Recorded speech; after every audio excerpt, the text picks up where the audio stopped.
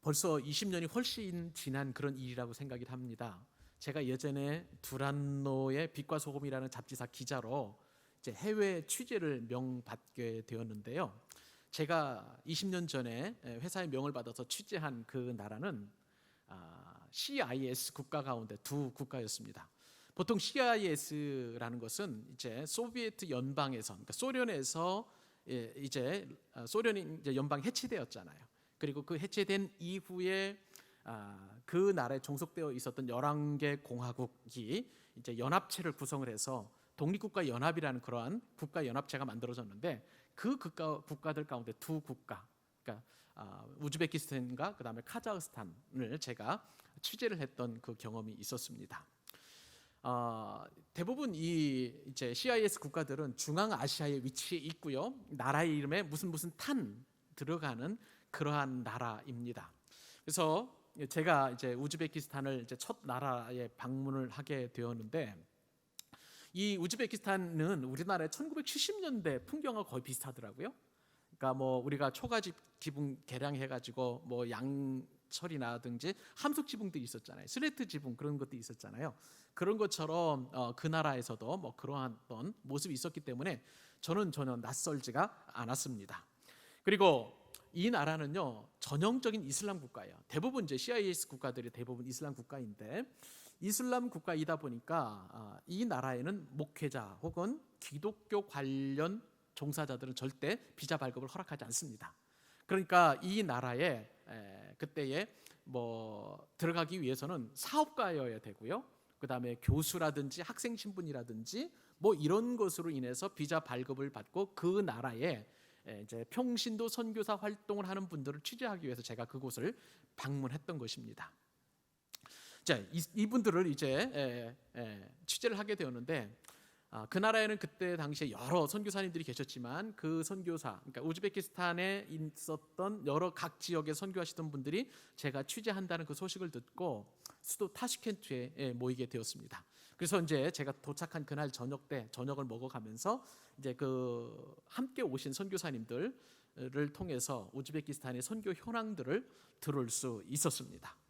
그리고 그 다음 날이었어요. 다음 날 아침을 먹고 이 타슈켄트에서 대략 한 1시간 반 정도 자동차로 이동한 곳에 침칸산이라는 아주 유명한 휴양지가 있습니다.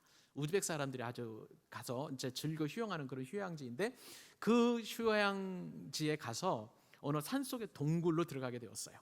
그리고 그 동굴 속에서 선교사님들이 정말 그 17분의 선교사님과 제가 그곳에서 기타를 치면서 하나님을 마음껏 찬양하고 2시간 가까이 집회하고 말씀을 나누고 간증을 하는 그런 시간을 갖게 되었습니다. 근데 그것이 얼마나 제 마음의 감동의 여운이 되었던지 지금도 그때를 생각하면 제 마음이 감격스럽고요, 정말 뜨거워지는 그런 은혜를 경험하게 됩니다. 아까 우리가 불렀던 찬양 가운데 나 주님의 기쁨 되기 원하네, 이 찬양은 제가 몰랐던 찬양인데 그때 그 속에서 그 둥굴 속에서 불렀던 찬양이 이 찬양인데요, 저는 이 찬양 부를 때마다 그때 생각이 나고 얼마나 감격스럽게 찬양했는지 그 찬양의 은혜가 새록새록 솟아오르는 것을 느끼곤 합니다. 그분들은요 그 나라의 복음을 위해서 우리나라에서 치과 의사였었고, 그 다음에 대학 교수님이셨고, 그 다음에 잘 나가는 사학과였었는데도 불구하고 평신도 선교사로서 그 나라에 가셔서 복음을 전한 것입니다. 그 예배날 그분들이 정말 뜨겁게 기도하는 것은 하나님, 이 우즈베키스탄에 교회가 세워지게 하여 주옵소서, 그 기도를 드린 거예요. 그도 그럴 것이 이 우즈베키스탄이라는 이 나라에는요 종교 경찰이라는, 우리나라에 없는 경찰이 있습니다. 그래서 내국인들이 행여나 이슬람 외에 다른 종교의 활동을 하지 않을까 늘 감시하고, 그렇게 또한 그 모임이 이루어지지 못하도록 그렇게 견제하는 그런 역할을 하는 그런 경찰이 있었기 때문에 내국인들은 절대 기독교 모임에 들어갈 수가 없습니다.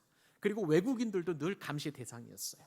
그래서 하나님 앞에 예배한다는 것이 참 힘들고, 그렇기 때문에 이분들은 정말 이 땅에서, 우리나라에서 사회적 지명도도 있고 돈도 많이 벌고 그 다음에 많은 사람들로부터 존경과 사랑을 받는 그런 위치에 있음에도 불구하고 그들은 그곳에 가셔서 평신도 선교사로서 복음을 전하고 치과 의사로, 또 사업 활동을 하며 대학 교수로, 학생으로 그렇게 섬기는 일을 하였던 것입니다. 그들에게 꿈은 하나 있었어요. 이 우즈벡 땅에 교회가 세워지게 하옵소서.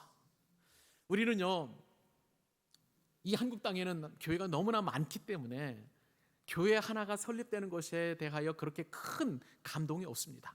그러나 그 큰 나라, 우리나라보다도 몇십 배 큰 그 땅덩어리에 교회 하나도 존재하지 않는다는 것을 생각해 보면 이 교회가 얼마나 귀하고 얼마나 영광스러운지 우리는 나름 짐작해 볼 수 있는 거예요. 여러분, 지금 우리는 교회가 많다고 하지만 불과 140년 정도의 이 땅에도 교회가 하나도 없었습니다. 140년 정도 되면 조선 말, 구한말 시대잖아요.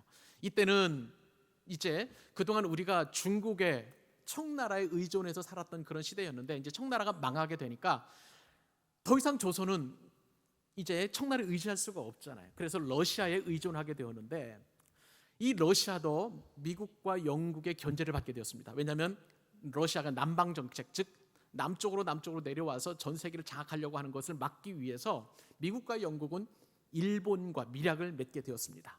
그리고 일본을 통해서 이제 러시아의 남하를 그렇게 경계하면서 동시에 일본의 조선 침탈과 그리고 이 조선을 이제 식민지화하는 것에 대하여 묵인하는 그러한 정책을 펼치게 되었습니다. 그러다 보니까 이 구한말 시대에 조선의 백성들은 너무나 민초들의 삶을 고달프고 어려웠던 것이죠. 나라에 힘이 없으니까 민초들의 삶은 고생스럽고 어렵고 고통스러웠던 그런 것이라고 할 수가 있겠죠. 그래서 그때 당시의 자료를 보게 되면 조선시대 백성들은 기근이 있었고요, 그 다음에 무지했었고 미신으로 가득했었고, 무엇보다도 희망 한 줄기 빛도 없는 절망 그 자체의 땅덩어리에서 살아가는 그러한 핍절한 삶을 살게 되었던 것입니다. 그런데 여러분, 하나님께서 이 땅을 불쌍히 여기셨습니다. 그래요, 1884년에 알렌 선교사를 이 땅에 보내어 주셨고, 그리고 1년 뒤인 1885년에 아펜젤러 선교사와 언더우드 선교사를 이 땅에 보내어 주셔서 이 땅에 가득한 영적인 그런 기운들을 조금씩 걷어내는 그런 사역을 하나님께서 감당하게 하셨습니다. 알렌, 이 선교사는 의사였습니다. 한국 최초의 의료 선교사였는데, 이 알렌은 갑신정변 때 1884년에 갑신정변이 일어났잖아요. 그때에 중상을 입은 민비의 조카인 민혁에게 그 중상을 치료해주는 그런 역할을 합니다. 그때 당시에 현대의술로 외과 치료를 해서 이 민혁을 고쳐주니까 이게 고종 황제의 그 신임을 얻게 되었어요. 그래서 고종의 주치의가 되었습니다. 알렌은 이제 고종의 주치의로서 고종을 설득해서 우리나라 최초의 서양식 국립병원인 광해원을 설립을 하게 되었습니다. 이후에 많은 사람을 구제한다는 이름의 그 제중원으로 이름을 바꾸게 되었고, 본격적으로 의학 교육을 실시해서 이제 조선 사람들도 의술을 발휘할 수 있도록, 서양 의술을 발휘할 수 있도록 그렇게 가르쳤습니다. 이 제중원이 현재의 세브란스 병원이에요. 신촌 세브란스 병원의 모태가 되는 그런 병원이었고요. 이 제중원을 비롯해서 전국 각지에 이제 기독병원들이 세워지게 됨으로 말미암아 질병 가운데 고통받는 조선 백성들을 고쳐주는 그런 역사가 이제 이루어지게 되었습니다. 언더우드 선교사 1885년에 우리나라에 들어오게 되었는데요. 이분은 한국 최초의 장로교 선교사님이시고 목회자였습니다. 언더우드 선교사님의 부인은 이제 의료 선교사였고요. 선교 초창기에 이제 고아원을 설립하고 그 다음에 학교를 세우는 그런 일을 감당했습니다. 초대 성경 번역 위원장을 지내게 되었고, 그리고 선교사와 외국인들을 위해서 영한사전 그리고 한영사전을 만들어서 그렇게 이제 원활하게 문서 활동을 할 수 있도록 그런 토대를 닦아 놓았습니다. 그리고 학교를 세웠어요. 경신중학교도 세우기도 하고 현재의 연세대학교인 연희전문학교도 세워서 교육 활동을 통해서 활발하게 이제 복음을 전했습니다. 무엇보다도 이 언더우드 선교사님은 이쪽 남쪽에서 최초의 교회라고 할 수 있는 세문안교회를 세워서 장로교 교회의 시초를 세우는 그런 혁혁한 사역을 감당하였습니다. 아펜젤러 선교사는 감리교 선교사님이셨어요. 이 아펜젤러 선교사님은 근대 교육에 그 누구보다도 열정을 쏟아부었던 그런 선교사님이었습니다. 아펜젤러 선교사님은 배제학당을 세웠고요. 그래서 서양 교육과 기독교 교육을 이제 조선 백성들에게 가르치는 그런 역할을 하게 되었습니다. 이 선교사님은 일제치하에 있는 우리 민족에게 독립운동을 할 수 있도록 적극적으로 이렇게 돕는 역할을 하게 되었고요. 배제학당에서 최초의 협성회를 이제 결성하게 되었는데 민족운동가의 한 사람이었던 서재필 선생과 같은 귀한 인재를 이 협성회를 통해서 길러내기도 했습니다. 이 아펜젤로 선교사님은 문명 퇴치에 힘썼고요. 영어 성경을 한글로 번역하는 그러한 귀한 사역도 감당하셨습니다. 하나님께서는 이처럼 선교사님들을 보내어서 이 절망의 땅 조선 땅에 교회를 세우게 하시고 의학과 교육에 힘쓰게 하심으로 말미암아 조선 땅을 영적으로 깨어나게 하시는 큰 일을 이루셨던 것을 보게 됩니다. 선교 자료에 보니까 1945년까지 무려 1,500여 명의 해외 선교사님들이 우리나라를 들어오게 되었어요. 그래서 이분들은 복음을 전하고 교회를 세우고 또 한글을 보급하고 학교를 설립하고 독립교육을 시키고 그리고 의학과 문화 그리고 무엇보다도 다양한 기독교적인 그런 문화가 형성될 수 있도록 그렇게 이름 없이 빚도 없이 수고하셨습니다. 그 결과 한국 교회는 이렇게 급성장을 하게 되었고요. 전 세계 선교사에서 유례를 찾을 수 없을 만큼 하나님의 복을 받게 되었던 것입니다. 사랑하는 여러분, 교회는 이렇게 권세가 있는 줄로 믿습니다. 한 나라를 완벽하게 변화시킬 수 있는 놀라운 권세가 바로 이 교회에 있는 것입니다. 근데 여러분, 지금은 기독교 인구가 800만 명이라고 하지만 그러나 하나님의 말씀에서 벗어나서 이제는 기독교인이라 할지라도 모든 범죄의 기독교인이라고 하는 분들이 안 끼는 일이 없고요. 또 말씀에서 벗어나서 마음대로 죄를 짓고 간음하고 뇌물을 지고 고통받고 어기고 하는 그런 일들 때문에 이 교회의 권세가 땅으로 추락하고 정말 세상 사람들이 교회를 걱정하는 그러한 비극이 일어나고 말았습니다. 여러분, 이 교회의 권세 다시 회복해야 될 줄로 믿습니다. 왜 그렇습니까? 왜 교회의 권세를 회복해야 되는 것입니까? 예수님께서는 이 교회를 통해서만 사람을 살릴 수 있는 아주 예수님께서 이 땅 가운데 교회를 세우신 목적이 바로 여기에 있기 때문에 그런 거예요. 사랑하는 여러분, 우리 교회는 예수님 안에서 모든 것이 살아나는 그런 비전을 가지고 있는 거예요. 우리 교회를 통해서 모든 것이 살아나게 될 줄로 믿습니다. 죽었던 영혼이 살아나고 상처받은 영혼이 회복이 되고 그리고 육신의 질병이 고침을 받고 채무의 영이 모든 것들이 결박을 당하고 그리고 모든 것이 회복되고 나라와 민족까지도 열방까지도 회복되는 살리는 역사가 우리 교회를 통해서 이루어지게 될 줄로 믿습니다. 교회가 권세를 잃어버린 것은 우리의 책임이지만 그러나 여전히 예수님은 교회를 희망의 도구로 소망의 도구로 삼고 계십니다. 그럼 우리는 교회 권세를 회복해야 되는 거예요. 오늘 말씀을 통해서 예수님께서는 분명하게 회복되어야 될 교회의 권세를 말씀하십니다. 크게 세 가지를 말씀하시는데요. 가장 첫 번째 회복해야 될 교회의 권세는요, 권고하는 권세입니다. 따라서 하십시다. 권고하는 권세. 권고하는 권세. 권고하는 권세를 권영삼 목사가 말하고 있습니다. 여러분, 지난주에 우리는 참 목자이신 예수님처럼 한 영혼을 살리는 것이 하나님의 뜻이다라는 사실을 깨닫게 되었습니다. 아멘이시죠? 우리도 예수님처럼 한 영혼을 살리는 것은 하나님의 뜻이라는 사실을 분명하게 우리가 확신을 갖게 되었습니다. 하나님의 뜻대로 살림을 받게 된 한 영혼 한 영혼이 모인 곳이 바로 교회인 줄로 믿습니다. 이제 예수님은 하나님의 백성된 그리스도인이 교회의 권세를 세우기 위하여 어떻게 말씀을 실천하고 어떻게 말씀을 적용해야 하는지를 말씀하십니다. 잃어버린 영혼을 살리는 그런 교회 공동체가 세워야 할, 회복시켜야 될 첫 번째 권세가 바로 권고하는 권세라는 것을 주님께서 말씀하고 계시는 거예요. 오늘 15절 말씀 읽었지만 다시 한번 우리 읽기를 원합니다. 한 목소리 읽겠습니다. 시작. 내 형제가 죄를 범하거든 가서 들으면 내가 내 형제를 얻은 것이요. 여러분, 우리가 흔히 오해할 수 있는 것은 뭐냐면요, 잃어버린 한 영혼, 교회 밖에만 있는 것을 생각하는데 아니에요. 교회 안에도 잃어버린 영혼이 있습니다.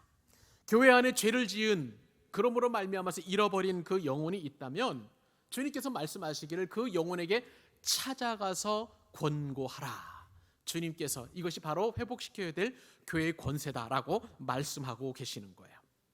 여러분, 이 권고라는 말은 한자말을 제가 실라버스에 이제 기록해 드렸고요.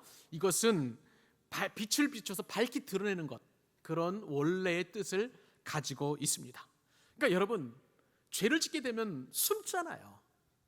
어둠 속으로 들어가려고 하잖아요. 그럴 때에 권고해서 찾아가서 빛을 비추어서 밝히 드러내게 하는 그 일을 교회에서 하라는 것입니다. 이것은요, 주님께서 명령하신 말씀이에요. 찾아가서 권면했으면 좋겠다가 아니에요. 주님의 희망사항이 아닙니다. 찾아가라, 권고하라, 분명하게 그렇게 말씀하고 계시는 거예요. 그러므로 죄를 지은 그 잃어버린 영혼에게 교회에서 찾아가서 권고하는 일은 해도 되고 안 해도 되는 일이 아니라 반드시 해야 하는 주님께서 우리에게 허락하신 사명인 것입니다. 근데 오늘 말씀을 잘 보면은요, 주님께서 말씀하실 때 어떤 죄라고 특정하지는 않았어요. 그죠? 예를 들어서 주님께서 말씀하시기를 너의 형제가 만일 간음죄를 범하거든, 이렇게 어떤 특정한 죄를 특정하지 않았다는 거예요. 그냥 죄를 범하거든 이라는 거예요. 여러분 성경 한번 보세요. 여러분 성경에 보시면 죄를 범하거든 이라는 그 앞에 파란색 글씨로 가로 중가로 일고 일루이라고 쓰이는 것을 볼 수가 있을 것입니다. 그죠? 그리고 그 중가로 일, 이제 그것을 보시게 되면 어떠한 이제 뜻을 가지고 있냐면, 어떤 사본에 보면 네 개의 죄를 이라고 이렇게 기록되어 있어요. 그러므로 이것을 우리가 이제 적용해 보면은, 만일 내 형제가 죄를 범하거든 할 때 이것은 개인적인 죄든지 아니면 교회 전체 공동체에 범한 죄든지 상관없이 죄를 범하거든 찾아가서 권고하라, 그렇게 말씀하고 계시는 것입니다. 이것은 개인적인 죄일 수 있고 또 교회를 파괴하는 아주 중한 범죄일 수도 있는데, 이런 상황에서 교회는 권고해야만 하는 것입니다. 자, 그러면 어떻게 권고해야 될까요? 우리가 회복시켜야 될 그 권고하는 권세에 어떻게 그러면 권고하면 좋을까요? 주님께서 비결을 오늘 세 가지를 말씀하시는데, 첫 번째 비결은요, 개인적으로 권고하라는 얘기입니다. 개인적으로 권고하라. 자, 15절 말씀 다시 한번 보시면, 교회에서 재범한 형제에게 권고할 때는 철저하게 개인적으로 권고하라. 그래서 주님께서 뭐라고 말씀하십니까? 너와 그 사람과만 상대하여 권고하라. 그렇죠? 제 성경에만 그렇게 기록되어 있는 거 아니죠? 여러분 성경에도 그렇게 기록되어 있는 거 맞죠? 너와 그 사람과만 상대하여 권고하라, 그렇게 이야기하고 계시는 것입니다. 왜 개인적으로 권고하라고 할까요? 어떤 형제가 죄를 범했다고 가정해 볼 때에 그 죄를 알면 알수록, 많은 사람이 알면 알수록 더 교회 공동체에 혼란을 주고, 그리고 그 죄를 범한 형제에게는 그 부끄러움이 더 가중될 것입니다. 그렇기 때문에 될 수 있으면 관계하는 사람을 적게 하게 하기 위하여 한 사람이 찾아가서 권고하라 라고 그렇게 말씀하고 계시는 것입니다. 그리고 주님께서 찾아가라는 거예요. 그 사람이 올 때까지 기다리는 것이 아니라 네가 찾아가서 상대만 그렇게 찾아가서 개인적으로 이렇게 권고하라고 말씀하고 계시는 것입니다. 여러분, 이것은요, 한 사람이 찾아가서 권고하면은 사실 사람의 마음이 많이 열립니다. 그 실족한 형제가 회개할 수 있는 그런 가능성이 상당히 높기 때문에 그렇습니다. 그리고 찾아가는 이유는 그 형제를 사랑하는 마음으로 찾아가야만 하는 것입니다. 여러분, 우리는 사랑한다고 말하면서도 사랑해서 하는 말이라고 하면서도 우리는 감정 조절을 못 해가지고 독하게 그걸 말할 때가 얼마나 많이 있습니까? 그러므로 혼자 찾아가서 얘기할 때는요, 100번이고 99번이고 많이 생각을 해야 되는 거예요. 그리고 기도하고 사랑할 것을 전제로 해서 찾아가서 권고해야만 하는 것입니다. 쉽게 찾아가면 어떤 일이 생길까요? 죄 지은 형제로 하여금 반발심을 갖게 하고요, 나중에 싸움이 일으킵니다. 그리고 실족한 형제와 맞장구를, 만약에 싸움이 싫어가지고 맞장구를 치잖아요. 그러면은 반드시 교회를 비판하게 되어 있어요. 그렇기 때문에 찾아가서 권고할 때는 굉장히 기도와 지혜가 필요한 것입니다. 특히 사랑의 마음을 얻고 사랑의 마음을 가지고 그렇게 찾아가야만 하는 거예요. 자, 이렇게 해서 만약에 그 형제가 그 권고를 받아들이게 되면 어떻게 되는 겁니까? 형제를 얻은 것이다. 죄로 인하여 잃어버린 영혼이지만 그 권고를 찾아가서 사랑의 마음을 가지고 진심으로 대하고 권고하면, 받아들이면 한 형제를, 한 영혼을 얻는 것이다. 그렇게 주님께서 말씀하고 계시는 것입니다. 사랑하는 여러분, 우리 교회는 이처럼 성숙한 방법으로 서로 권고할 수 있기를 바랍니다. 여러분의 죄에 대해서 제가 오랫동안 숙고하고 생각하고 기도하고 정말 사랑과 그리고 정말 귀한 마음을 가지고 가서 권고하면 여러분 받아들이실 수 있었으면 좋겠어요. 저 역시도 마찬가지예요. 여러분 보시기에 목사가, 저도 사람이니까 참 합당하지 않은 그런 죄를 지을 수 있잖아요. 그럴 때 개인적으로 권고해서 찾아오셔서 권고해 주시면 저는 회개하고 또 그 찾아온 권고에 대해서 받아들였으면 참 좋겠습니다. 그렇게 된다면요, 나단 선지자가 다윗 왕을 찾아가서 그의 죄악을 이야기했었을 때에 그렇게 받아들이고 하나님의 뜻이라고 생각을 하고 회개의 자리에 올랐던 것처럼 그 귀한 역사가 이루어지게 될 거예요. 여러분, 저와 여러분은 한 영혼을 얻기 위하여 그렇게 성숙하고 그리고 사랑하는 마음을 가지고 개인적으로 그렇게 권고하는 은혜가 있기를 간절히 소원합니다. 또 교회의 그 권고하는 권세, 그런데 문제가 있어요. 이렇게 한 사람이 찾아가서 권고했음에도 불구하고 그 사람이 듣지 않을 때 어떻게 해야 됩니까? 주님께서 오늘 또 그 말씀을 하시는 거죠. 그래서 권고하는 권세 두 번째 원리는요, 그래도 듣지 않으면, 자 같이 한번 읽어볼까요? 두세 증인으로 확증하게 하라는 거예요. 여러분, 교회에서 죄로 실족한 형제자매를 권고할 때 개인적으로 찾아가서 사랑의 말로 권고해도 그냥 한 귀로 듣고 한 귀로 흘려버리는 그런 일이 있을 수 있어요. 또 무관심할 수 있어요. 그리고 대수롭지 않게 여기는 그러한 반응을 보일 수도 있습니다.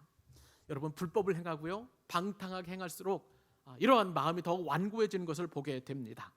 다른 사람의 죄에 대해서는 추상같이 비판을 하지만 자신의 죄는 인정하지 않은 그런 분이 있을 수 있다는 거예요. 자신의 연약함을 보고 하나님께 무릎을 꿇고 회개하고 예배하면 얼마나 좋겠습니까마는 말씀이 들리지 않고 죄에 얽매이다 보니까 자꾸만 이제 남 탓을 하는 것이죠. 목사님 탓, 다른 집사님 탓, 권사님 탓, 심지어는 교회 탓을 하는 경우가 상당히 많이 있습니다. 이럴 때 주님께서 어떻게 하라고 말씀하시냐면 16절입니다. 같이 한번 읽어볼까요? 자, 시작. 만일 듣지 않거든 한두 사람을 데리고 가서 두세 증인의 입으로 말마다 확증하게 하라. 아멘입니다. 교회에서 죄진 형제에게 개인적으로 찾아가 진심으로 권고하고 또 사랑의 말로 이렇게 권고해도 듣지 않으면 이번에는 공식화시켜야 되는 거예요.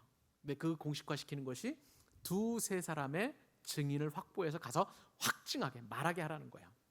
자, 그렇게 되면 어떤 유익이 있냐면요, 한 사람이 얘기하면 그건 네 생각이지 이렇게 얘기할 수 있지만 두 사람이나 세 사람이 있으면은 이것이 이제 객관화가 될 수가 있는 거예요. 아, 내가 잘못했구나, 그렇게 깨달을 수 있는 그러한 이제 좋은 지혜가 된다는 것이죠.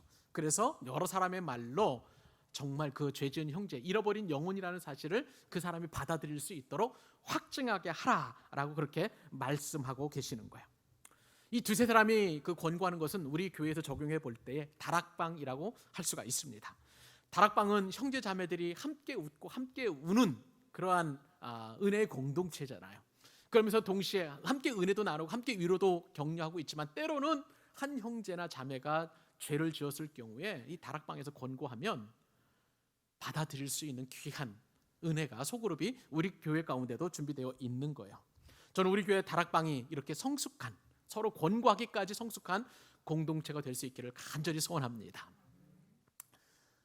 교회의 권세 세 번째요, 그래도 안 듣는 사람이 있을 수 있잖아요. 자, 그러면 세 번째 원리는요, 그래도 듣지 않으면 교회 공동체에 말하는 거예요. 전체에 대해 말하는 거예요. 그래도 안 듣는 사람이 있으면 어떻게 해야 될까요? 자, 오늘 본문에 거기에 대한 또 말씀도 있습니다.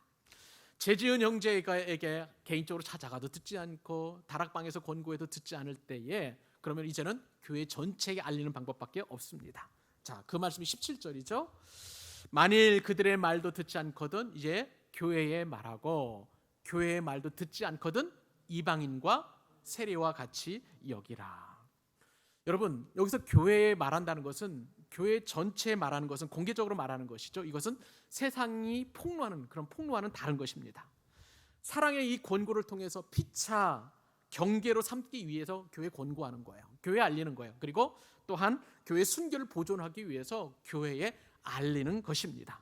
그러므로 그 사람을 매장시키거나 그 사람을 아예 폄하시키고 왕따시키기 위하여 교회에 얘기하는 그런 폭로하는 게 아니라는 것을 우리가 먼저 알아야 되는 거예요. 교회 전체 공동체가 안타깝고 긍휼히 여기고 사랑하는 마음으로 교회에 알려서 그 형제가 돌아올 수 있도록 그렇게 권고해야만 하는 것입니다. 여러분, 이렇게 하면 어떤 유익이 있는 줄 아세요? 권고 절차를 졸속으로 하거나 혹은 사적인 감정이나 판단이 개입되지 않는 그런 장점이 있습니다. 그의 권고의 목표는 공개적으로 이렇게 이야기함으로 말미암아 그 형제에게 모욕을 주거나 혹은 수치스러움을 주어서 아예 그렇게 매몰시키려고 하는 것이 아니라 하나님께서 이 실족한 성도를 찾으신다라는, 한 영혼을 찾으시기 원하시는 그 예수님의 마음을 우리 모든 공동체를 통해서 깨닫게 하기 위하여 이 과정이 절대적으로 필요한 것입니다. 그런데 여러분, 마음이 완악하면은요, 이렇게 해서도 안 들을 수 있어요. 그럴 경우에는 예수님께서 마지막 최후의 방법은 그 사람을 세리와 그리고 이방인처럼 여기라고 말씀하시는 것입니다. 여러분, 옛날에 유대인들이, 예수님 시대 유대인들이 세리와 이방인들과 교제했을까요? 안 했을까요? 안 했어요. 공동체에서 배제했단 말입니다. 그런 것처럼 이제 더 이상 교회의 권고까지 듣지 않게 되면 교제의 권을 끊어버리라, 그렇게 말씀하고 계시는 것입니다. 교회를 복종하기를 거부했기 때문에 그 사람은 불신자처럼 대우받아야 한다는 것입니다. 초대교회는요, 이러한 주님의 말씀의 명령에서 정말 한 형제가 죄를 짓고 그것에 대해 회개하지 않고 그의 공동체에도 권고도 듣지 않을 경우에는 그냥 아예 출교를 시켜버렸어요. 그리고 회개하는 그런 시간을 주고 그리고 회개하고 돌아오면 받아 주었던 것을 보게 됩니다. 그런데 지금은 어떻습니까? 지금은 어떤 일이 일어나나요? 만약에 한 교회 공동체에서 이러한 문제가 생겨서 그 형제가 교회를 떠나가면 이제는 다닐 수 있는 교회가 많기 때문에 다른 교회에 간다는 거예요. 한 교회에서 비윤리적인 문제, 또 성적인 문제, 재정적인 비리를 일으키고 그 교회를 피해가면 다른 교회에서는 얼마든지 신앙생활할 수 있는 것이 우리 시대의 아픔이자 그리고 권고가, 주님의 말씀이 잘 적용되지 않는 그런 아픔이라고 할 수가 있는 거예요. 저는요, 사랑하는 여러분, 우리 광교 사랑의 교회는 우선적으로 서로 권고하는 일이 될 수 있으면 일어나지 않기를 소원합니다. 성숙한 공동체는 그런 일이 없었을 거예요. 그러나 그럼에도 불구하고 어쩔 수 없이 권고하는 일이 부득이하게 일어난다고 하면 무엇보다도 사랑의 마음, 긍휼히 여기는 마음, 축복의 마음을 가지고 서로 권고할 수 있기를 바랍니다. 권고하는 권세, 이 권세는 우리가 반드시 회복되어야 될 주님께서 교회에 주신 권세인 줄로 믿습니다. 자, 그러면 오늘 본문에서 우리가 회복시켜야 될 두 번째 권세는, 교회의 권세는 뭘까요? 주님께서 우리에게 땅에서 메고 땅에서 푸는 권세를 주셨는데 이것도 우리가 회복시켜야 된다는 거예요. 예수님께서는 교회 권고를 받아들이지 않는 그 사람을 이방인과 세리처럼 여기라, 그렇게 말씀하신 이후에 어떤 말씀을 하셨습니까? 이 땅에서 교회가 메고 그리고 이 땅에서 푸는 그런 권세를 말씀해 주고 계십니다. 여러분, 근데 여러분, 이 권세는 이미 교회에 주신 권세라는 거 여러분 아시죠? 베드로가 고백했잖아요. 저는 그리스도시요 살아계신 하나님의 아들입니다. 가이사랴 빌립보에서 이렇게 고백하자 예수님께서는 그 믿음의 고백 위에 교회에 세우시고 그 다음에 축복의 말씀으로 이렇게 매는 권세, 푸는 권세를 말씀하셨는데, 그런데 이 매는 권세, 푸는 권세를 적용할 때에 어떻게 적용해야 하느냐? 말씀을 드린 대로 교회가 권고했음에도 불구하고 순종하지 않은 그런 어떤 사람이 생겼을 때에 그런 이방인과 세리처럼 여기고 그를 향하여 이제 매는 권세, 푸는 권세를 교회가 사용하도록 그렇게 말씀하신 거예요. 18절 말씀 같이 한번 또 읽어보십시다. 시작. 진실로 너희에게 이르노니 무엇이든지 너희가 땅에서 매면 하늘에서 매일 것이요 무엇이든지 땅에서 풀면 하늘에서도 풀리리라. 아멘. 마태복음 16장 우리가 말씀을 상고하면서 이 말씀 때문에 얼마나 우리가 위로를 받았는지 몰라요. 나는 연약한 한 사람에 불과하지만, 그런데 이처럼 내가 이 땅에서 풀면 하늘에서도 풀리고 이 땅에서 매면 하늘에서 매인다, 엄청난 권세를 가지고 있었다는 것을 우리가 말씀을 묵상해 보면서 얼마나 큰 은혜를 받았는지 모릅니다. 그런데 주님께서는 이 권세를 교회에서 그리고 또 한 영혼을 구원하는 일에, 한 잃어버린 영혼을 찾는 일에 이 권세를 사용할 것을 말씀하고 계시는 거예요. 근데 여러분, 이 말씀을 깊이 묵상해보고 자세히 들여다보면 이 메고 푸는 권세를 하늘에서 먼저 사용해야 합니까? 아니면 땅에서 먼저 사용해야 되는 겁니까? 땅이라고 분명히 말씀하세요. 즉 이 땅, 이 땅이라는 건 우리가 살아가는 터전이에요. 이 교회를 말하는 것입니다. 하늘에서 먼저 메고 푸는 것이 아니라 이 땅에서 먼저 우리가 메고 푸는 그런 권세를 활용할 것을 주님께서 말씀하고 계시는 거예요. 죄진 형제에게 권고했음에도 불구하고 그 권고를 거부하는 이방인과 세리와도 같은 그런 형제가 있다면, 여러분, 우리가 먼저 해야 할 것은 메고 푸는 거예요. 이 땅에서 매면 하늘에서 메이고, 이 땅에서 풀면 하늘에서도 풀리게 되는 것입니다.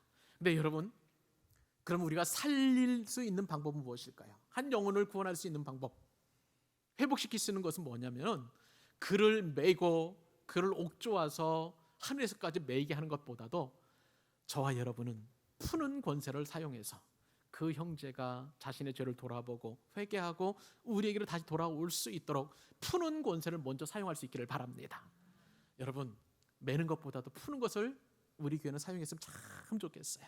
그냥 저 사람은 죄를 지었기 때문에 우리에서 그냥 멀리할 사람, 이렇게 아예 그냥 메어버리는 것이 아니라 얼마든지 회개하고 다시 자복하고 주님 앞에 돌아올 수 있도록 그렇게 축복해주는 푸는 권세를 활용하는 저와 여러분 될 수 있기를 주님의 이름으로 축복합니다. 마지막 세 번째 권세입니다. 우리가 회복시켜야 될 교회의 권세는 무슨 권세일까요? 따라서 한번 해보실까요? 합심하여 구하는 권세. 합심하여 구하는 권세. 그렇습니다. 합심해서 구하는 권세를 주님께서 회복시키시기를 원하십니다. 여러분, 교회는 어려운 문제가 닥칠 수 있어요. 우리 교회도 지난 2년 반 동안에 2년 7개월 8개월 동안의 삶을 돌아보면 나름대로 부침이 있었고 어려움이 없잖아요. 있었습니다. 그런데 이러한 어려움이 닥쳤을 때 우리가 반드시 회복하고 그리고 적용해야 될 권세는요, 합심해서 기도하는 권세여야 합니다. 한 사람보다도 더 하나님께서 그 기도를 들으시고 이루시는 것은 두 사람이 기도할 때라는 거예요. 아멘. 예, 자, 그 말씀 우리 19절 20절 말씀 같이 한번 읽어보십시다. 시작. 진실로 다시 너희에게 이르노니 너희 중 두 사람이 땅에서 합심하여 무엇이든지 구하면 하늘에 계신 내 아버지께서 그들을 위하여 이루게 하시리라. 아멘. 두세 사람이 내 이름으로 모인 곳에는 나도 그들 중에 있느니라. 아멘. 주님께서 우리 교회에 허락하신 이 메고 푸는 권세는 기도에도 그대로 적용이 됩니다. 땅에서 메고 푸는 권세는 교회 구성원의 뜻에 따라서 이루어지는 것이 아니라 하늘에 계신 아버지의 뜻대로 이루어진다. 그렇게 주님께서 말씀하고 계시는 거예요. 여러분, 교회는요, 예수 그리스도를 믿는 믿음의 백성들의 공동체예요. 두 사람 이삼의 그 공동체입니다. 근데 단지 그냥 2명이나 3명이 모였다고 해서 그냥 교회가 되는 것이 아니라 반드시 예수 그리스도의 이름으로, 예수 그리스도를 믿는 믿음으로 모여야만 하는 것입니다. 그럴 때에만 교회가 되는 거예요. 주님께서는 이러한 교회 공동체에 합심해서 구하면 이루어지는 권세를 우리에게 주셨습니다. 주님의 이름으로 모인다는 것은 무엇일까요? 주님께서 원하시는 방향, 주님께서 원하시는 목적, 주님께서 원하시는 그러한 결정이 주님의 뜻에 일치되는 것을 말하는 것입니다. 그래서 교회는 주님을 영화롭게 하는 것이 목적인 예수 그리스도를 믿는 그런 그리스도인들의 모임이기 때문에, 그래서 교회의 주인은 누구이십니까? 예수님이시고요. 교회는 예수 그리스도의 몸이 되는 거예요. 이러한 예수 그리스도의 몸이자 우리의 머리이신 예수님을 모시고 사는 교회 공동체에서 두 사람이 구하면 하늘 아버지의 뜻이 이루어진다라고 분명하게 말씀하고 계시는 거예요. 여러분, 그런데 이 말씀을 주시기까지 주님께서는 앞에서 어떤 말씀을 하셨습니까? 잃어버린 한 영혼에 대해서 말씀하셨잖아요. 그리고 특별히 오늘 본문에서는 교회 안에서 잃어버린 영혼에 대해서 말씀하고 계시는 거예요. 근데 그 영혼에 대하여 우리가 찾아가서 권면하고 두세 사람이 확증해서 말하게 하고 교회 공동체에서 말하게 해도 듣지 않고, 그리고 그 권고를 무시하고 떠나가려고 할 때에 참 교회는 어려울 수밖에 없는 거예요. 그때 교회는 분란이 생길 수밖에 없습니다. 이때 교회는요, 무엇보다도 기도해야 된다는 거예요. 하나님 앞에 구해야 된다는 것입니다. 하나님 앞에 간구해야만 된다는 것입니다. 이런저런 이런 말씀을 통해서 주신 오늘 말씀, 즉 두 사람이 합심해서 땅에서 구하면 무엇이든지 구하라고 그랬어요. 어떤 것이라고 구하라고 말씀하셨어요. 이 구하는 것에 대한 제한을 두지 않으셨습니다. 그러면 하늘에 계신 아버지께서 그들을 위하여 이루게 하시리라. 우리를 위하여 이루게 하시겠다고 주님께서 분명히 약속해 주신 줄로 믿습니다. 그리고 무엇보다도 두세 사람이 내 이름으로 모인 곳에는 내가 그들 중에 함께 있느니라. 아무리 작은 교회라 할지라도 교회를 이루는 최소한의 숫자가 2명 있잖아요. 이 2명이나 3사람이 있을 때일지라도 그 잃어버린 한 영혼을 위하여 찾는 일에 우리가 구하기만 하면 주님께서 그곳에 계셔서 반드시 이루어 주시겠다 약속하고 계시는 거예요. 사랑하는 여러분, 우리는 한 영혼을 구원하기 위하여 이렇게 두세 사람이 구하는 그 합심해서 기도하는 권세를 회복시켜야 될 줄로 믿습니다. 여러분, 교회는 이렇게 놀라운 권세를 가진 공동체예요. 주님께서 저와 여러분이 기도하면 반드시 응답하여 주십니다. 교회 밖에 있는 수많은 영혼들, 우리가 찾아가야 될 영혼들, 우리는 그들에게 대하여 전도하고 또 그리고 그들을 어떻게 하면 주님께로 인도할 수 있을지 늘 노심초사하고 고민하지만 쉽게 많은 열매를 맺지 못하는 거예요. 저도 그럴 때가 많이 있습니다. 지금 코로나19로 인해서 전도를 많이 하지 못하는 것이 제일 안타까운 것 같아요. 지금 전도지를 나눠주면, 그리고 전도 건빵을 나눠주면 많은 사람들이 참 정말 뭐라고 할까요? 어려운 나쁜 말을 하는 경우를 보게 되었습니다. 옆에 있는 교회에서, 옆 건물에 있는 교회에서 전도하는 그 목사님이 그 모습을 보게 되었는데요. 그 샌베이 과자에다가 거기다가 이제 교회 로고를 붙여가지고 저 광교역 앞에서 전도하는데 많은 사람들이 욕을 하더라고요. 저는 그 옆에 있다 우연히 그 광경을 목격하고 지금 이 상황에서 코로나19가 터진 상황 속에서 말하는 것도 싫어하고 그런 상황 속에서 무언가 물건을 건네준다? 그것을 신뢰하고 받을 만한 사람이 누가 있을까? 오히려 교회를 욕되게 하고 주님을 욕되게 하는 것이 아닌가에 대한 깊은 고민이 있는 거예요. 전도하고 싶어도 거기서 절대하고 있는 것을 보고 있습니다. 여러분, 이런 상황 속에서 한 영혼을 구원하는 것이 너무나 쉽지 않은 그런 상황이 우리 가운데 전개가 되고 있잖아요. 그런데 주님께서는 오늘 말씀을 통해서 교회 밖에 있는 영혼뿐만 아니라 교회 안에서 잃어버린 한 영혼을 구원하게 하기 위하여 주님께서는 교회에 권세를 주셨다고 하십니다. 이 권세를 잘 활용하고 무엇보다도 우리에게 능력 있는 합심해서 구하는 권세를 주신 것을 깊이 활용해서 한 영혼을 구원하는 일에 이 모든 권세들을 활용할 수 있기를 바랍니다. 말씀을 맺습니다. 여러분, 주님께서는 우리에게 권세를 주셨어요. 주님께서 교회에 주신 권세는 권고하는 권세인 줄로 믿습니다. 또한 땅에서 메고 푸는 권세도 주셨고요, 합심해서 간구하는 그런 권세를 주셨습니다. 여러분, 나 한 사람이, 그리고 여러분, 적은 소수이지만 우리 교회 모든 교우들이 이렇게 이 교회에 주신 권세를 무장해서 믿음의 길로 나아가게 되면 사탄은 한 길로 왔다가 7길로 도망가는 역사가 이루어질 줄로 믿습니다. 그 귀한 믿음을 가지고 이 한 주간도 여러분 넉넉히 승리하는 여러분 되실 수 있기를 우리 주님의 이름으로 축복합니다.